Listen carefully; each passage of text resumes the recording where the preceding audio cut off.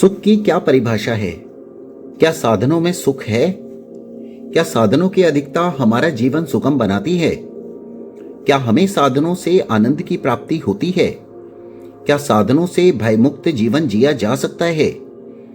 हम साधनों में खोकर अपनी जिंदगी को सरल बना रहे हैं या साधनों में उलझ रहे हैं? क्या बिना साधनों के हमारी जिंदगी कष्टकारी हो जाएगी? ये सुख और दुख हमारे मन की उपज हैं। सुखों की कोई सीमा नहीं होती। कई बार अपार सुख के साधन भी हमें खुशी नहीं दे पाते।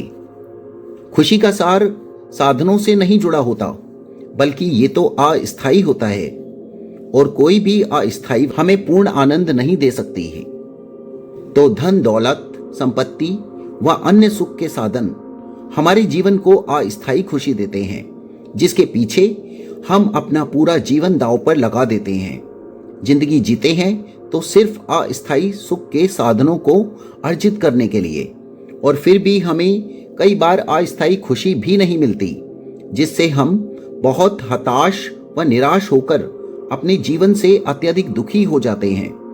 बचपन से लेकर बुढ़ापे तक हम सिर्फ साधनों को इकट्ठा करने में ही लगा देते हैं, जबकि आनंद साधनों में नहीं बल्कि त्याग में है। त्याग में कोई चिंता नहीं होती, ना पाने की चाह होती है और ना कुछ खोने का दुख। त्याग में जिंदगी बड़ी सरल होती है। जिंदगी में कोई उलझन नहीं होती, क्योंकि सारे सुखों की लालसा व्यक्ति की जिंदगी से कोसों दूर होती है। उसके त्याग में ही अनंत सुख छुपे हुए होते हैं। उसका ध्येय सिर्फ ईश्वर को पाकर ज्ञान अर्जित कर दुनिया में भटके हुए लोगों को सही मार्ग दिखाने के लिए होता है। काम, क्रोध, लोभ, मोह, ईर्ष्या, अहंकार, इन सभी को त्याग कर वो एक पुण्य व दिव्य आत्मा के रूप में दुनिया के अंधकार को मिटाने की कोशिश करता है।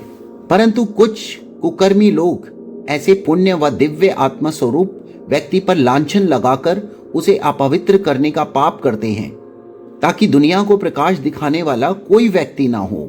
लेकिन ईश्वर के प्रकोप से ऐसे कुकर्मी लोगों का बचना नामुमकिन हो जाता है, और उस दिव्य स्वरूप व्यक्ति पर ईश्वर की पूर्ण कृपा होती है।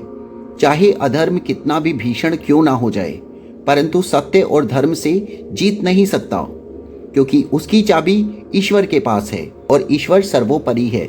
इसीलिए जो मांगना है सिर्फ ईश्वर से मांगो। अपने कर्मों को सात्विक रखो। किसी व्यक्ति के मन को ठेस मत पहुंचाओ। सबसे प्रेम भाव रखो। निश्चित ही ईश्वरीय कृपा होने लगेगी। ईश्वर पूजा अर्चना नहीं मांगता, वो तो सात्विक कर्म मांगता है। सात्विक कर्म करने से ईश्वर की प्राप्ति हो सकती है।